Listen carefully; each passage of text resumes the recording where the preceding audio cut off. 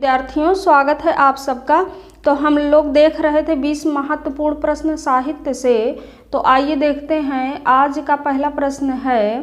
पहले तो इसके पहले वाली क्लास में जो मैंने एक प्रश्न पूछा था कि यमुना छवि कविता किसकी है, यमुना छवि कविता किसकी है, इसका उत्तर है कि भारतेंदु की कविता है। ठीक, यमुना छवि कविता भारतेंदु की है। देखिए आज का पहला प्रश्न है, इसमें आपको असंगत विकल्प का चयन करना है। देखिए प्रश्न नंबर 1 का विकल्प का है कि उत्तरा फाल्गुनी के आसपास निबंध कुबेरनाथ राय का है। मेरे राम का मुकुट भीग रहा है निबंध विद्यानिवास मिश्र का है।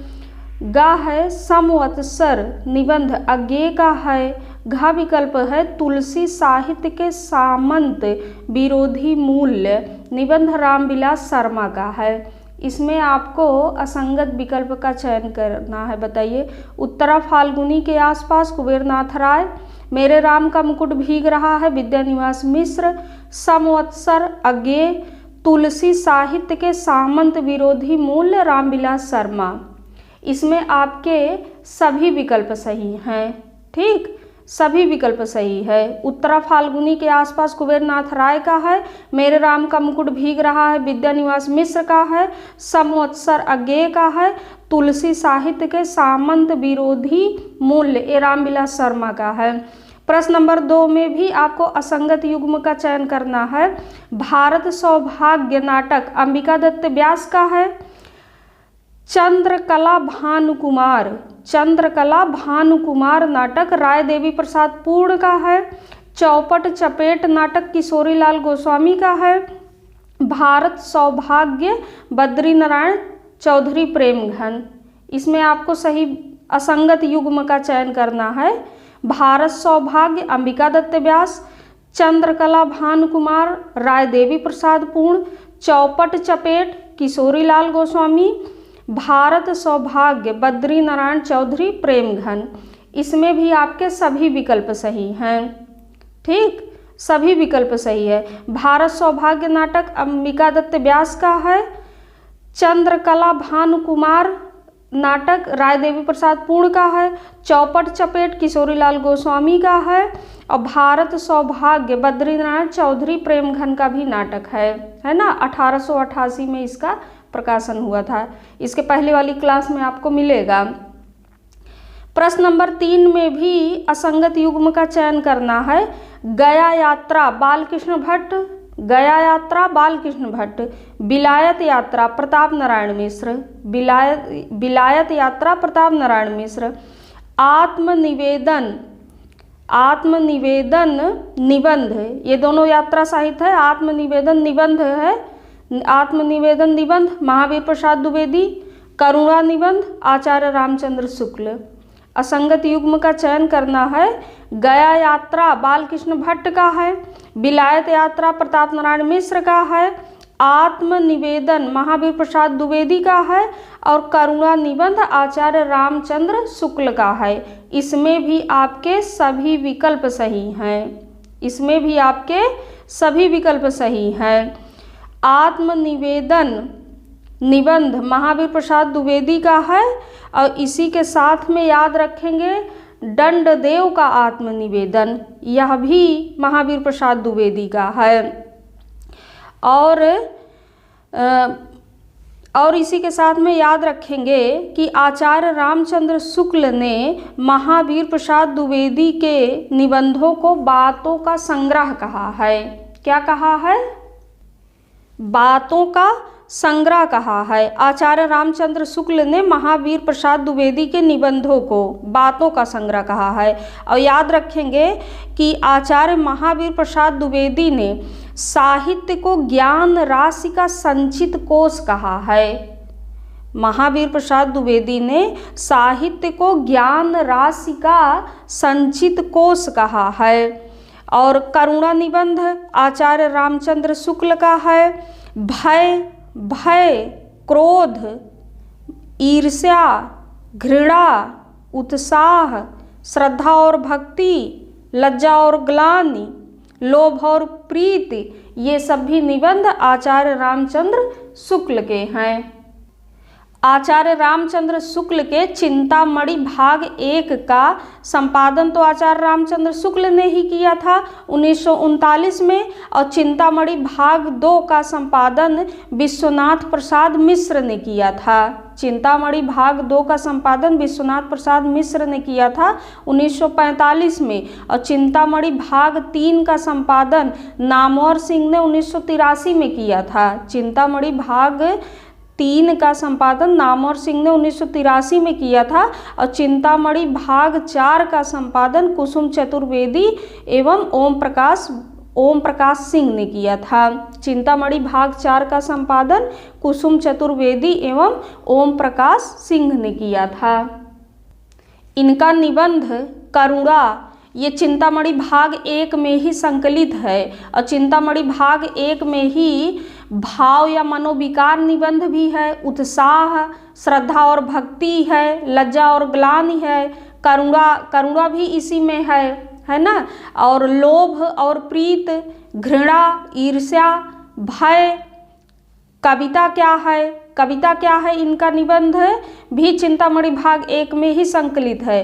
क्रोध निबंध भारतेंदु हरिश्चंद्र, इनका निबंध भारतेंदु हरिश्चंद्र भी चिंतामणि भाग 1 में संकलित है। और तुलसी का भक्ति मार्ग, मानस की धर्म भूमि, यह भी चिंतामणि भाग 1 में संकलित है। काव्य में लोकमंगल की साधनावस्था, साधारणीकरण और व्यक्ति वैचित्रवाद भी इनका चिंतामणि भाग 1 में संकलित है। काव्य में लोक मंगल की साधनावस्था और साधारणीकरण और व्यक्ति वैचित्रवाद भी इनका चिंतामणि भाग 1 में संकलित है। तो प्रश्न नंबर 3 में भी आपके सभी विकल्प सही हैं। प्रश्न नंबर 4 देखिए कि भारतेंदु जी ये कथन है, ध्यान दीजिए। भारतेंदु जी जिस प्रकार, करुणा निबंध है, दिख नहीं रहा था, अब आपको दिखेगा। प्रश्न नंबर 4 है कि भारतेंदु जी जिस प्रकार वर्तमान गद्य भाषा के स्वरूप के, भारतेंदु जी जिस प्रकार वर्तमान गद्य भाषा के स्वरूप के प्रतिष्ठापक थे, उसी प्रकार वर्तमान साहित्य परंपरा के प्रवर्तक। कथन है कि भारतेंदु जी जिस प्रकार वर्तमान गद्य भाषा के स्वरूप के प्रतिष्ठापक थे, उसी प्रकार वर्तमान साहित्य परंपरा के प्रवर्तक। यह कथन है आचार्य रामचंद्र शुक्ल का। यह कथन किसका है? आचार्य रामचंद्र शुक्ल का है, और ये पूछा गया है ना, आपको यूथ में मिल जाएगा। प्रश्न नंबर 5 देखिए कि निम्न कृतियों में से कौन सी भारतेंदु की नहीं है। प्रश्न नंबर 5 है कि निम्न कृतियों में से कौन सी भारतेंदु की नहीं है। तो प्रेम फुलवारी है, प्रेम मालिका है, प्रेम सरोवर है, प्रेम पुष्पावली है। इसमें आप लोग बताइए कि भारतेंदु की नहीं है, कौन सी कृति भारतेंदु की नहीं है। तो प्रेम फुलवारी भी भारतेंदु का है, प्रेम मालिका भी भारतेंदु की रचना है, और प्रेम सरोवर भी भारतेंदु की रचना है। प्रेम पुष्पावली प्रताप नारायण मिश्र की रचना है। प्रेम पुष्पावली प्रताप नारायण मिश्र की रचना है। उसके बाद देखिए प्रश्न नंबर 6 देखिए कि खटका राजा और प्रजा निबंध किसका है। खटका राजा और प्रजा निबंध है बालकृष्ण भट्ट का। किसका निबंध है? बालकृष्ण भट्ट का निबंध है। अब बालकृष्ण भट्ट को आचार्य रामचंद्र शुक्ल ने हिंदी का स्टील कहा है। बालकृष्ण भट्ट को आचार्य रामचंद्र शुक्ल ने हिंदी का स्टील कहा है। और इनके अन्य निबंध हैं बालकृष्ण भट्ट के, जिसमें बाल विवाह निबंध किसका है? बालकृष्ण भट्ट का है। स्त्रियां और उनकी शिक्षा निबंध किसका है? बालकृष्ण भट्ट का है। कृषकों की दुर्वस्था कृषकों की दुर्अवस्था निबंध किसका है? बालकृष्ण भट्ट का। अंग्रेजी शिक्षा और प्रकाश, है ना, एक ही निबंध है। अंग्रेजी शिक्षा और प्रकाश किसका है? बालकृष्ण भट्ट का है। अंग्रेजी शिक्षा और प्रकाश ये भी बालकृष्ण भट्ट का है। हमारे नए सुशिक्षितों में परिवर्तन निबंध किसका है? बालकृष्ण भट्ट का है। देश सेवा महत्व निबंध भी बालकृष्ण भट्ट का है। और महिला स्वातंत्र निबंध किसका है? बालकृष्ण भट्ट का है। ईश्वर भी क्या ठठोल है, यह निबंध भी बालकृष्ण भट्ट का है। चली सो चली निबंध भी बालकृष्ण भट्ट का है। देवताओं से हमारी बातचीत बालकृष्ण भट्ट का है। और नए तरह का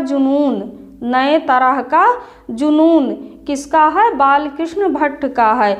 इनका है देवताओं से हमारी बातचीत, है ना, बालकृष्ण भट्ट का है। तो आप याद कर लेंगे, कृष्ण भी भगवान थे तो भगवान से बातचीत होगी ही। तो देवताओं से हमारी बातचीत किसका है? बालकृष्ण भट्ट का है। उसके बाद प्रश्न नंबर 7 देखिए कि बूंदी का राजवंश ये जीवनी किसकी है? भारतेंदु की। इनका ये बूंदी का राजवंश ये इतिहास से संबंधित, जीवनी से संबंधित विधा के अंतर्गत आता है। और इन्होंने, भारतेंदु ने जो जीवनियाँ लिखी हैं वो इसमें संकलित है, बूंदी का राजवंश। और इसी के साथ में याद रखेंगे कि चरितावली इनकी रचना है। भारतेंदु की चरितावली है जिसमें भी इन्होंने जो जीवनियाँ लिखी हैं संकलित है। बादशाह दर्पण इनका निबंध के अंतर्गत आता है। बादशाह दर्पण इसमें भी जीवनियाँ संकलित हैं। और उदय पुरोदय निबंध के अंतर्गत आता है, इसमें भी भारतेंदु की लिखी जीवनियाँ संकलित हैं। जीवनी विधा इनकी लिखी हुई संकलित है चरितावली में, बादशाह दर्पण में, उदय पुरोदय में और इसमें बूंदी का राजवंश में भी। उसके बाद प्रश्न नंबर 8 देखिए। प्रश्न नंबर 8 है सुकवि संकीर्तन 1924 रचना किसकी है? महावीर प्रसाद द्विवेदी की है ना। यह भी जीवनी विधा है। सुकवि संकीर्तन महावीर प्रसाद द्विवेदी की रचना है 1924 में, यह भी जीवनी विधा है। उसके बाद देखिए प्रश्न नंबर 9 है कि देहरादून शिमला यात्रा ये जीवनी किसकी है? श्रीधर पाठक की। देहरादून शिमला यात्रा जीवनी नहीं है, ये यात्रा साहित्य है। देहरादून और शिमला यात्रा ये यात्रा साहित्य है श्रीधर पाठक का। और हमारी यात्रा साहित्य है लोचन प्रसाद पांडे का, हमारी यात्रा।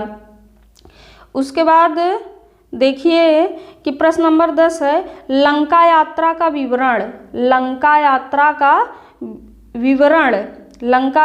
विवरण यात्रा साहित्य है गोपाल राम गहमरी का। लंका यात्रा का विवरण यात्रा साहित्य गोपाल राम गहमरी का है।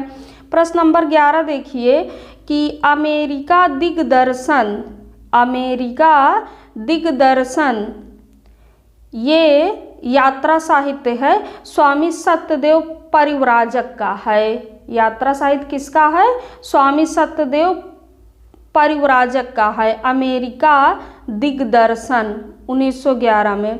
और इसी के साथ में याद रखेंगे कि मेरी कैलाश यात्रा 1915 में, मेरी कैलाश यात्रा 1915 में स्वामी सत्यदेव परिव्राजक का है। और अमेरिका भ्रमण 1916 में, अमेरिका भ्रमण 1916 में किसका है? स्वामी सत्यदेव परिव्राजक का ही है ना। और अमेरिका दिग्दर्शन 1911 में, मेरी कैलाश यात्रा 1915 में, अमेरिका भ्रमण 1916 में स्वामी सत्यदेव परिव्राजक का यात्रा साहित्य है। उसके बाद प्रश्न नंबर 12 है अनुमोदन का अंत ये संस्मरण है। ठीक, अनुमोदन का अंत क्या है? संस्मरण है। अनुमोदन का अंत संस्मरण किसका है? महावीर प्रसाद द्विवेदी का है। महावीर प्रसाद द्विवेदी का संस्मरण है अनुमोदन का अंत। सभा की सभ्यता संस्मरण किसका है? सभा की सभ्यता संस्मरण किसका है? महावीर प्रसाद द्विवेदी जी का। ठीक, महावीर प्रसाद द्विवेदी जी का है। और विज्ञानाचार वसु का विज्ञान मंदिर, विज्ञानाचार वसु का विज्ञान मंदिर भी संस्मरण है महावीर प्रसाद द्विवेदी का। अनुमोदन का अंत, सभा की सभ्यता, विज्ञानाचार वसु का विज्ञान मंदिर भी संस्मरण किसका है? महावीर प्रसाद द्विवेदी का।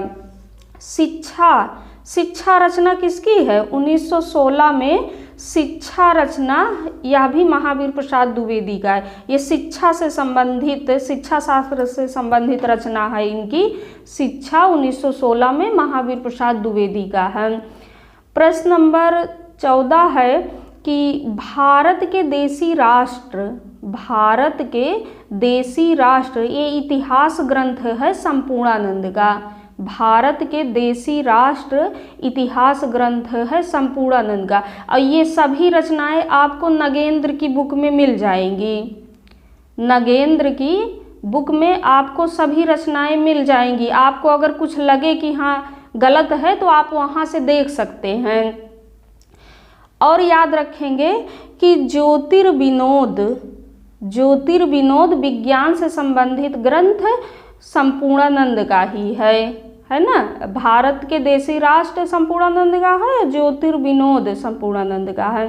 प्रश्न नंबर 15 देखिए कि सुदर्शन पत्रिका प्रकाशन 1900 में मासिक पत्रिका है, काशी से प्रकाशित होती थी। इसके संपादक कौन हैं? सुदर्शन पत्रिका प्रकाशन वर्ष 1900, मासिक पत्रिका, काशी से प्रकाशित होने वाली, इसके संपादक हैं देवकी नंदन खत्री हैं, माधव प्रसाद मिश्र, दोनों लोग हैं, देवकी नंदन खत्री और माधव प्रसाद मिश्र हैं। उसके बाद देखिए कि प्रश्न नंबर 16 है कि 2021 का साहित्य अकादमी पुरस्कार किसे मिला? 2021 का साहित्य अकादमी पुरस्कार किसे दिया गया? तो दया प्रकाश सिन्हा को दिया गया। दया प्रकाश सिन्हा को दिया गया। इनका नाटक था सम्राट अशोक। सम्राट अशोक नाटक के लिए दया प्रकाश सिन्हा को 2021 का साहित्य अकादमी पुरस्कार दिया गया।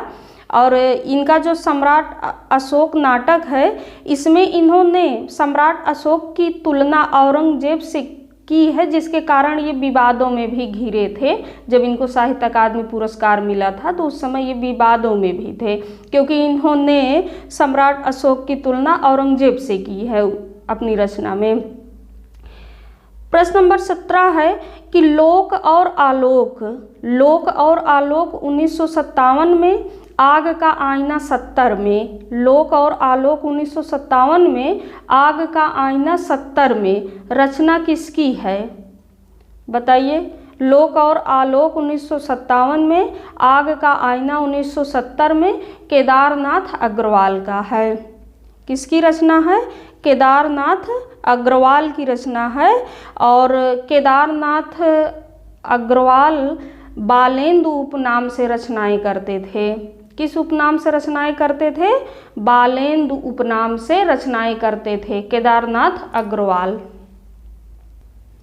युग की गंगा, युग की गंगा रचना केदारनाथ अग्रवाल की है 1947 में। युग की गंगा केदारनाथ अग्रवाल का है।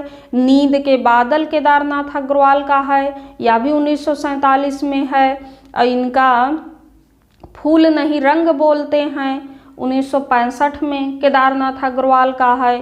फूल नहीं रंग बोलते हैं किसका है? केदारनाथ अग्रवाल का।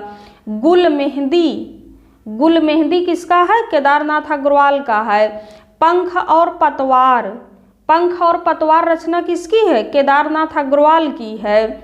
बम्बई का रक्त स्नान 1981 में, बम्बई का रक्त स्नान 1981 में किसका है? केदारनाथ अग्रवाल का है। हे मेरी तुम मार प्यार की थापें, हे मेरी तुम मार प्यार की थापें, यह भी 1981 में है। बम्बई का रक्त स्नान, हे मेरी तुम मार प्यार की थापें, ये तीनों रचनाएं इनकी 1981 में है, केदारनाथ अग्रवाल की है। बसंत में प्रसन्न हुई पृथ्वी, बसंत में प्रसन्न हुई पृथ्वी रचना किसकी है? केदारनाथ अग्रवाल की है। पुष्पदीप, पुष्पदीप रचना किसकी है? केदारनाथ अग्रवाल की। ये सब इनके काव्य संग्रह हैं। खुली आंखें खुले डैने, खुली आंखें खुली डैने केदारनाथ अग्रवाल का है। अनहारी हरियाली, अनहारी हरियाली किसका है? केदारनाथ अग्रवाल का है। कहें केदार खरी खरी, केदारनाथ अग्रवाल का है। अपूर्वा, अपूर्वा किसका है? 1984 में अपूर्वा केदारनाथ अग्रवाल का है। जमुन जल तुम, जमुन जल तुम भी 1984 में है और अपूर्वा भी 1984 में है, केदारनाथ अग्रवाल का। और बोले बोल अबोल, बोले बोल अबोल 1985 में केदारनाथ अग्रवाल का है। जो सिलाएं तोड़ते हैं, जो सिलाएं तोड़ते हैं 1985 में। बोले बोल अबोल 1985 में, दोनों रचनाएं 1985 में है केदारनाथ अग्रवाल की। बोले बोल अबोल और जो सिलाएं तोड़ते हैं रचना किसकी है? केदारनाथ अग्रवाल की है। आत्मगंध रचना किसकी है? आत्मगंध, आत्मगंध भी केदारनाथ अग्रवाल की रचना है 1988 में। देखिए प्रश्न नंबर 18 है, पुरानी जूतियों का कोरस, पुरानी जूतियों का कोरस 1983 में, पुरानी जूतियों का कोरस 1983 में रचना किसकी है? केदारनाथ अग्रवाल, उनकी नागार्जुन की रचना है। किसकी रचना है? नागार्जुन की रचना है। पुरानी जूतियों का कोरस 1983 में रचना है, नागार्जुन की है। और इसी के साथ में याद रखेंगे कि देखो युग की गंगा, युग की गंगा तो केदारनाथ अग्रवाल का है ना, युग की गंगा केदारनाथ अग्रवाल का है। लेकिन युग धारा, युग धारा 1953 में किसका है? नागार्जुन का है। युग धारा नागार्जुन का है। ये बहुत भूलता है दोनों रचनाएं, तो आप लोग ऐसे याद रखेंगे केदारनाथ बद्रीनाथ, है ना, तो गंगा कहाँ है? केदारनाथ बद्रीनाथ में है। तो ऐसे याद रखेंगे कि युग की गंगा, है ना, गंगा केदारनाथ में है, बद्रीनाथ में है ना। तो युग की गंगा केदारनाथ अग्रवाल का है। जब एक याद रहेगा तो युग धारा आपको याद ही आ जाएगा कि नागार्जुन का है, युग धारा नागार्जुन का है। और इसी के साथ में और याद रखेंगे कि भस्मांकुर 1971, भस्मांकुर 1971 किसकी रचना है? नागार्जुन की रचना है ना। भस्मांकुर 1971 में नागार्जुन की रचना है, जो खंड काव्य है, बरवे छंद में लिखा गया है। खंड काव्य है और बरवे छंद में लिखा है। हजार हजार बाहों वाली, हजार हजार बाहों वाली 1981 में किसका है? नागार्जुन का है। हजार हजार बाहों वाली 1981 में नागार्जुन का है। तुमने कहा था 1980 में, तुमने कहा था 80, तुमने कहा था 80 में किसका है? नागार्जुन का है। खिचड़ी विप्लव देखा हमने 80 में, तुमने कहा था खिचड़ी विप्लव देखा हमने 1980 में किसका है? नागार्जुन का है।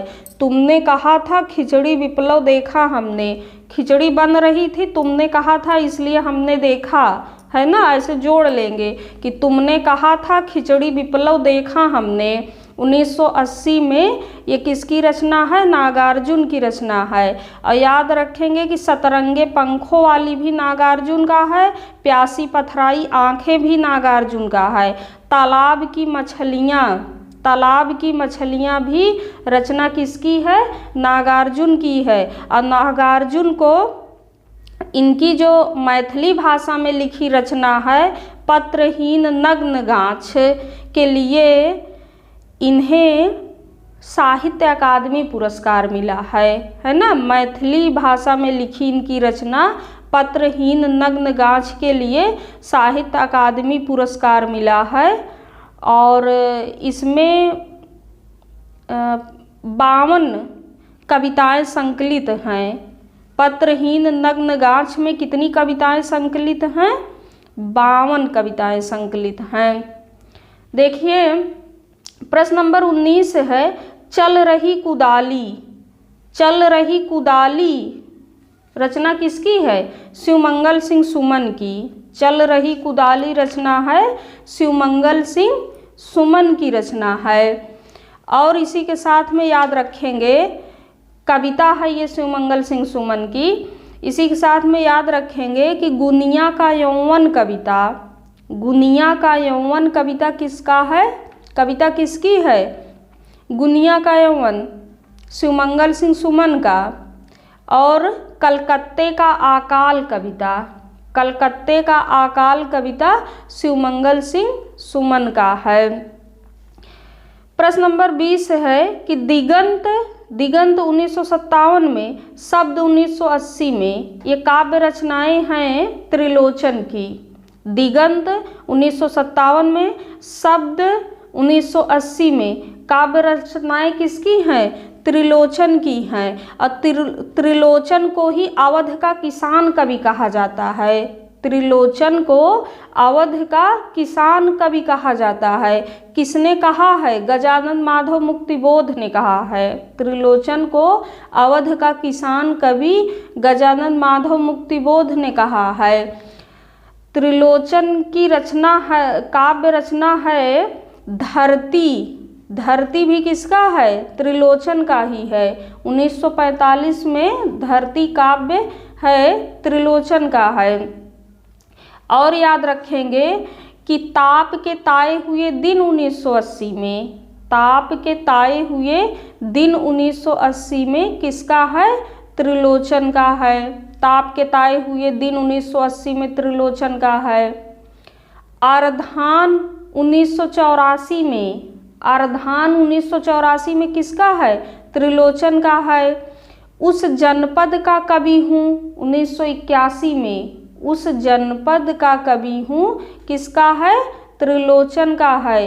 तुम्हें सौंपता हूँ फूल नाम है एक, तुम्हें सौंपता हूँ फूल नाम है एक, तुम्हें सौंपता हूँ फूल नाम है एक 1985 में किसका है? त्रिलोचन का है। अनकहनी भी कुछ कहनी है, अनकहनी भी कुछ कहनी है, ये किसकी रचना है? त्रिलोचन की है। और त्रिलोचन सानेट लिखने के लिए प्रसिद्ध हैं। हिंदी में सानेट लिखने के लिए त्रिलोचन शास्त्री प्रसिद्ध हैं। तो अब आज का जो प्रश्न है जिसे आप लोग बताएंगे कि नील कुसुम 1954, नील कुसुम 1954 रचना किसकी है? ये आप लोगों को कमेंट बॉक्स में बताना है। नील कुसुम 1954 में प्रकाशित रचना किसकी है? तो धन्यवाद प्रिय विद्यार्थियों। यदि आपको क्लास अच्छी लग रही है तो ज़्यादा से ज़्यादा शेयर करिए। मिलते हैं अगली क्लास में। धन्यवाद।